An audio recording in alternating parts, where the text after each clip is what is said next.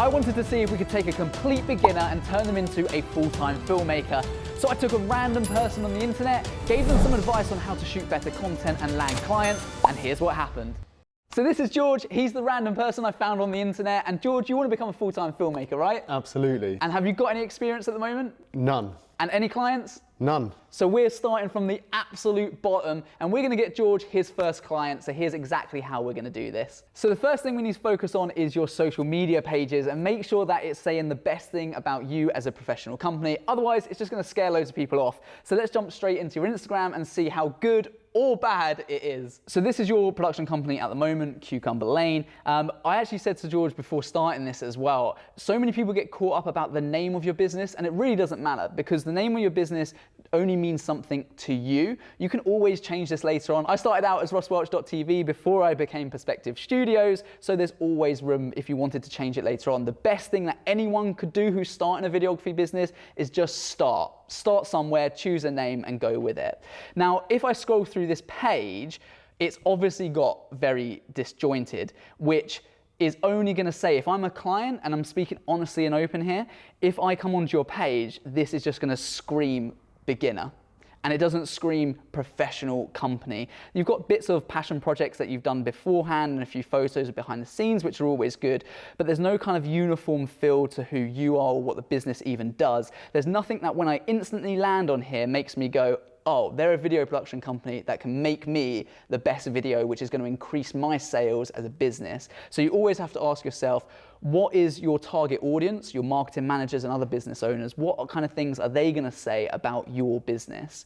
So what I would love you to do is actually go through and remove all of that content, and we're going to start afresh. And in the next episode, we're going to shoot a load of content to really increase your portfolio and start making you look like a legit business that's been around for years and years. Now, also the other thing I'm going to do is on your website here, if I click on that, and that's not your website, if I click on your website, it goes through to an error page. So we need to make sure that we fix that as well. We need to get all of that stuff linked up and make sure it's working fine. We'll also go through your website and have a look at that. And when we flick through your highlights, we need to remember, what is this saying about your business? So you've got some nice equipment there, that sounds great. You've got a couple of Instagram stories, that's a good thing as well, but there's not too much going on. So if I am a potential business looking at this, I'm going to be thinking, okay, you've got 3 photos of cameras and you've got a ton of merch. Yeah. So are you selling merch or are you a production company? So again, we're going to go through, remove some of this stuff, start afresh. And these are beginner mistakes that I've made, and I've seen loads of people that I've mentored through my academy make as well. And it's just a really quick way that we can use some kind of smoke and mirrors to make you look like you've been around for ages, and I can trust you to do video content for our business. Does that sound like a good plan? Sounds great. Amazing, lovely. If I leave you to go away and hide all of those posts on your social media page so we can start afresh, I'm going to give these guys a heads up of what to expect in this episode. So in order for George to get paying clients, he needs to start looking more professional. So this is our plan of action for this video. George's website currently doesn't work, so we need to fix that, but I also need to teach him how to get a website that converts people, makes people want to contact him and not just look at it and click straight back off. We need to revamp all of his social pages so that people take him more seriously. We're going to give him a proper email address. No matter how many times I say it on this channel, people are still doing this wrong. So I'm going to show you guys and help George come up with the best looking email address so people take him seriously. But above all, we need to find out what he wants from his company. No plane in the world takes off without a destination in mind. But so many people run businesses not knowing what success looks like to them. Everyone's versions of success look differently. So we need to find out, why has he started a business? What is he looking to get out of this? So let's go over and have a chat to him right now about that. Also, mate, so how have you been getting on removing that content? Not too painful for you, has it? No, I'm on the last couple now, but yeah. Amazing, awesome. Well, what I want to find out from you is, what do you want out of your company? What is the reason why? Why have you even bothered setting it up and going on this long journey trying to grow a business? It's just always been a goal of mine to, set up my own production company, and I've always been inspired by what you guys do as a company as well, and it helps me to understand how to run a business and what I need to do to get clients and run photography jobs and videography jobs. But yeah, it's always been a big thing of mine to run my own company. So I appreciate that as well, very humbled. But what I want to know though is, because starting it is great, and that's the exciting bit. But when times get really tough, like, who are you trying to help? Or like, what do you want? Do you want, and you don't be ashamed for this, you know, do you want nice cars, nice houses? Do you want lots of money? Do you want to help your friends and family? Do you want to support charities? What is it? What's the deeper meaning behind you putting in all this effort? Yeah, so I mean, apart from like family, and obviously it'd be nice to have some money, but you know, really for me, it's like working as part of a team and almost not working for someone. I like that. I like working together, editing together, filming together. And I just think that, you know, if you can get a good thing going, it's the best thing ever. I guess waking up on a Monday morning when you don't feel like you've got to go to work, it's like enjoyable. That's really cool. Those meanings, by the way, are so important, because when you start a business, it's gonna get really tough. And if your only goal or your only motive is to have £1 million or $1 million or as much money as you can, those points in your business where your clients walk away or you have money troubles and you're making a loss, they're going to be the points that if money's your only motivation, how are you then going to wake up for work in the morning and be excited about it? Your business is losing, so you're not going to be motivated, right? Yeah. Obviously, you're going to be motivated while you're making money, but if you can find a deeper meaning to your business, it really gives you some kind of idea. And you don't have to have the end goal super defined in your head, but you need to have some kind of idea of like what way you're pointing the ship, because if you're aiming to get over there,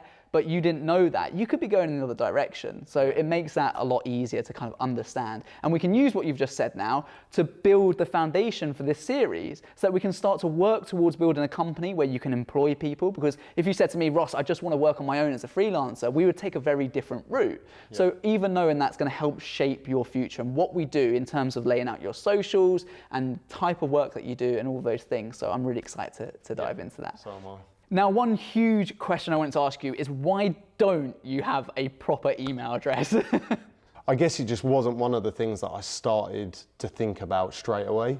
And, you know, I think for me, getting a website domain was the first thing that I thought of personally, but now thinking about it, possibly that should have been up in the top of my list, really. At the end of the day, it's the number one thing that you can do to make you not look like a scammer. Like if I'm getting emails from people that is business@gmail, it goes instantly in the bin, because I'm like, firstly, you don't take your business seriously. So how are you gonna take my business seriously? Or it just shows that you're in your infancy so much, and therefore that gives me a lot of questions in my head of like, okay, well, if you're in your infancy, then how can I trust you to do a good enough job?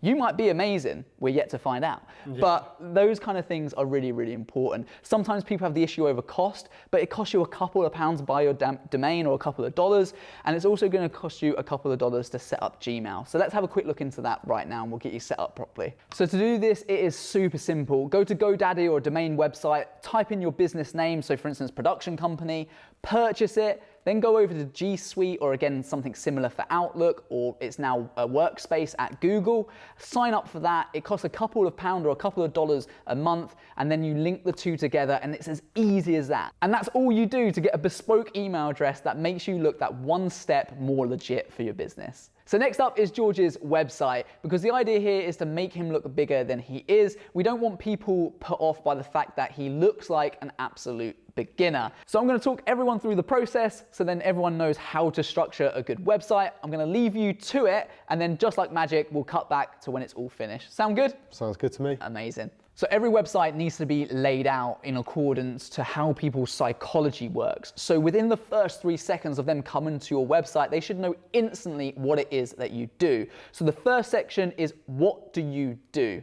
Put that nice big and bold front and center, using images, using videos to really tell that story.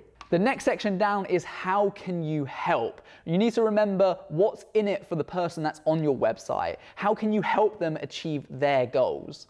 Following that is examples of your work. And if you're a beginner with no examples or portfolio at the moment, then you have to check out the next episode where I'm going to be working with George to build up a really credible portfolio that gets people wanting to pay him money. And finally, at the bottom of every page on your website should have a call to action. This is a contact form because ultimately that's what you want people to do. You want people to get in touch with you and book in their next project. A huge bit of advice here is just to keep it simple. This website that you're building right now isn't going to be your forever website. So I would suggest using a website builder like Wix or Squarespace or something like that, where you can take a template and just adjust it. Don't spend countless hours or thousands of dollars paying someone else to do this. Just keep it simple, use the structure I've told you, and you'll be able to sign up some clients. So while George is still updating his website, I just wanted to talk you through the same structure for your social media channels. Particularly Instagram, we're in a creative industry, so it's a really good place to get more work. However, if you don't build instant rapport and trust and engagement with someone who's on your Instagram page, then you're gonna have very little chance of success. In the same way as your website, when people land on your Instagram page, they need to understand instantly what it is that you do. If you're a video production company or something like that, because Cucumber Lane to me, you, Bill, Joe, Fred, has no meaning whatsoever. So if it says Cucumber Lane Video Production Company, hey, they're a video production company. I need video content, I'm gonna get in touch with them. Also link with your email address or a link to your website. Think about the user journey and what kind of journey they'll take to get them buying from you. Also make sure that the content that you're posting on your social media reflects your business in the best light possible. In the same way as George had examples of his passion projects earlier on, nothing really felt like it showed the business in a good light. You need to make sure that everything you're posting fits the image of your brand, makes people want to click on it, engage with it, give you a phone call. And if the honest answer to that question is you look at your Instagram page and it doesn't excite you, then you really need to reevaluate the type of content and the purpose behind the content you're posting on your Instagram page. By the way, guys, I've also enrolled George into the Perspective Academy to help him support his journey so he can be learning in between these sessions. If you don't know by now, it's my online course that's packed full of valuable tips, tricks, and strategies to help anyone starting or growing a videography business. We focus on the business side so that you can start signing clients and making money. That way we can give George the best chance of success. How's that website looking, mate? It's looking really good. Sweet, let's have a little scroll through, show the guys at home, and then we can get into creating some content. Excellent. Okay, nice. So this is an overview of what George has been putting together on his page. Really nice. We decided to go with Squarespace in the end because we used a template there just to keep it really simple. And that's my biggest bit of advice here, is just keep your website simple. It's not going to be your forever website. It doesn't look like George has got £1 million business, but it looks like he's established, and that's really, really important. We've used some stock images for the time being, but we're going to replace those when we move on to some content creation next. We've got links to your work all over. We tell them exactly how you can help. We're going to do some product videos, and we're going to change some of this text to fit around it, but now we know what we need to produce to feature on the website as well. And more importantly, you've got a contact us page at the bottom with a proper email address as well, which is great. So this looks a lot more professional. If I go onto the portfolio and services page, same sort of thing here as well. We're going to start to change this as we add content onto the page, but it's looking really nice. It just looks clean, crisp. It looks like you are established. Whereas if I'm a business now coming to your page, I'm going to think, yeah, that looks all right. He's taking his business seriously, you know, and that will definitely fit. You're not going to be pitching, no doubt, for multi-million-pound jobs. You're probably going to be pitching for starting roles and kind of helping businesses grow. So this really fits that well. You're a growing business, they're a growing business. You guys can work together, and that's how you build really long-lasting relationships. You've got your social links here. You can click on Get Started. That takes you through to your contact page as well, where they can fill out a form to get in touch. Obviously, that's not George. Well, it looks a bit similar. Probably get away with it. No, we're gonna reshoot all of this stuff as well. That's a really good start, mate. Looking brilliant. So let's go shoot some content. And you guys, click this video right here to see how we created some amazing content for George's portfolio on a really low budget and get him to land his first client. If you've liked this episode, then please leave a comment letting us know what you thought, and make sure you're subscribed to the channel. I'll see you in this video shortly.